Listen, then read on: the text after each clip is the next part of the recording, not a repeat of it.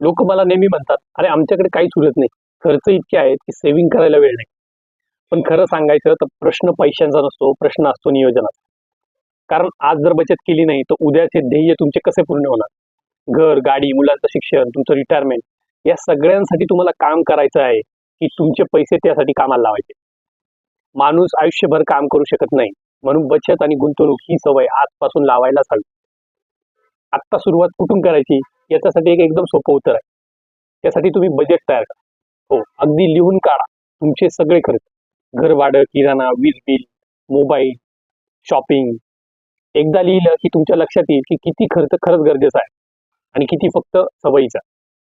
इथे तुमच्या मदतीला येईल एक छोटासा पर्सनल फायनान्सचा नियम 50-30-20. हा रूल काय सांगतो? तुमचं उत्पन्न 3 भागात विभागा. 50% गरजेच्या गोष्टींसाठी, 30% तुमच्या इच्छा पूर्ण करण्यासाठी आणि शेवटचे 20% सेव्हिंग आणि इन्व्हेस्टमेंटसाठी. हा तुमच्या भविष्यासाठीचा पाया आहे. हा लहान दिसतो पण परिणाम खूप मोठा देतो. आता हा रूल सगळ्यांसाठी एकसारखा नाहीये. ज्यांना घरून सपोर्ट आहे, बॅचलर आहेत, ते हा सेव्हिंगचा हिस्सा आणखी वाढवू शकतात. जसं ते 25%, 30%, 40% पर्यंतही सुद्धा ते सेव्हिंग करू शकतात.